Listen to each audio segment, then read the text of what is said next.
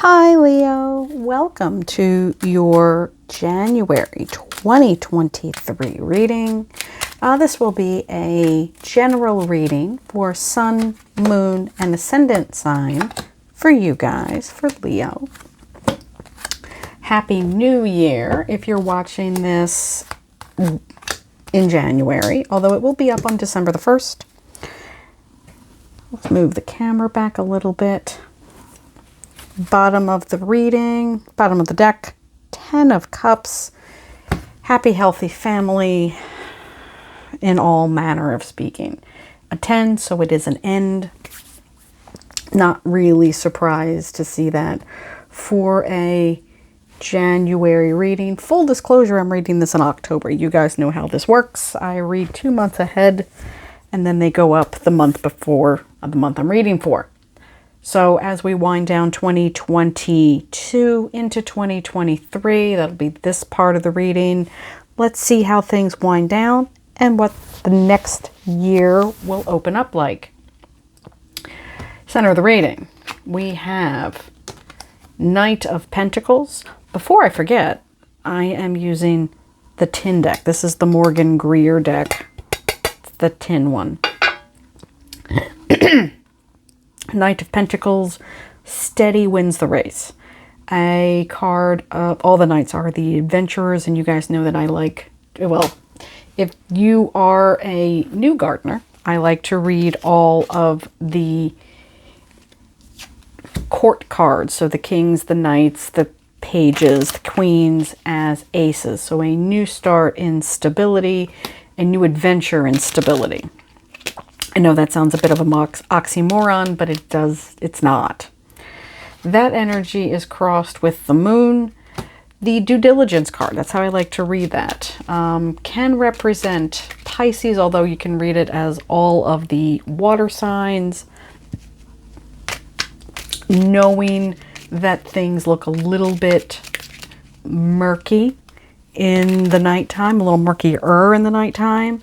So you want to make sure that you're doing your due diligence, that you're looking at things extremely closely, can lead to this stability, reading the fine print, especially when you're signing contracts. If the moon comes up and it's in a financial situation like it could potentially be here, you definitely want to follow that fine print rule. Read the fine print, make sure all your I's are dotted, all your T's are crossed.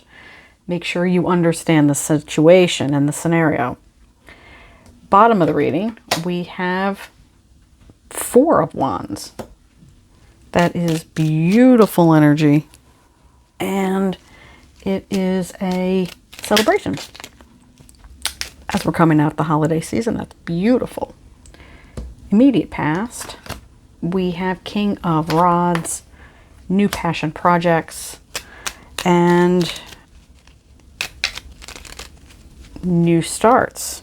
I'm going to try to keep this one reasonably short. I know you guys are pretty busy, well, especially this time of year.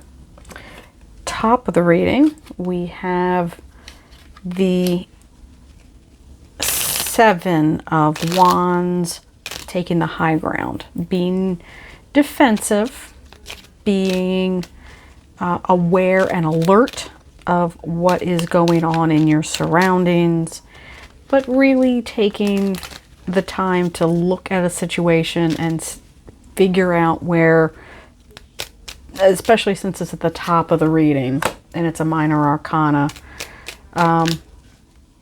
where your loyalties lie. He could easily kick out those people who are climbing the fence. He is up on a ridge, by the way. Now, I know it's hard to tell from this, but there are people holding these rods down here, and they were far, far below him. They may not even see him.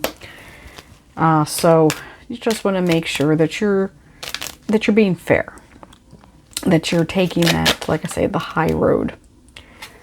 Immediate future, Ace of Cups. Not entirely surprised to see this. Perhaps you started talking to somebody or meeting something at the end of the year into January. new opportunity for partnership. That's how I read that. If you're happily partnered, maybe a new phase in that relationship. If you're happily unpartnered, you know, maybe there are some other opportunities that really have manifested themselves in an emotional way, something that you feel connected to emotionally versus intellectually, versus something that sparks inspiration in you. Internal influence, the energy that you're bringing. Temperance, timing. Time is always important. Timing, patience is always a virtue. You cannot make those wonderful lilies in the back bloom any faster or any slower or on any different type of time scale than they are designed to have. It means this is your influence. You have your own internal clock. And I'm not talking about biological clock. I'm talking about when you are emotionally and mentally ready for something. If, you know, somebody's very pushy that they want to start a relationship, and if you're not in that position, communicate that. If you know, if you're ready for something a bit sturdier, a bit more solid, communicate that. Your timing is your timing. And you'll notice this angel is holding the Two of Cups. External influence. The Five of Swords speaks to ill-gotten gains. You know, something, oh, and look what just fell out. What were we just talking about? This is how I kind of interpret the cards. I kind of shuffle and see what pops out. Just know that you have, you know, this is the result of not doing this. Taking the high ground. And that's the card that you end up with. So people, or the energy might be coming towards you that is less than, let's put it, ideal. There are a lot of nuances in this card, but it primarily is that ill-gotten gain. It is cheating. It is underhanded dealings. And if you look, he has quite such like an ever so slight smug smile on his face. So if you're feeling possibly, I mean, that's the external influence, is the direct result of not heeding this warning. You know, you might think that things seem a bit unfair to you. Maybe somebody is adding that pressure to you of, hey, I want a little bit more than you're willing to give. Or in a work situation, we do have the wands here and the pentacles here. I'm feeling this is a personal relationship, though. If you are not ready for something, don't bite. Don't bite into it. If you want to explore that, that is certainly up to you. Hopes and fears. 9 of Swords. Feeling stuck. Imagining that you are stuck. Perceiving that you are caught in a situation. However, the swords are not actually hurting this person. They are way up at the top of the card. Those ropes are not particularly tight. So things are a little bit better for you than you think they are. You do feel trapped. I understand that. You feel stuck. I understand that. I acknowledge that.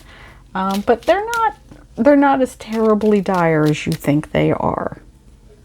Again, timing. And we have this wonderful offer. It is up to you if you choose to take it or not.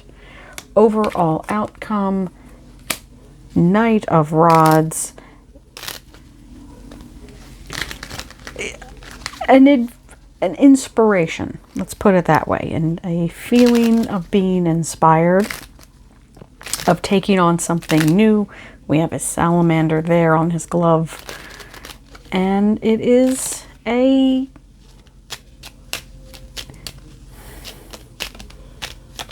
It's a spark is what this Knight represents.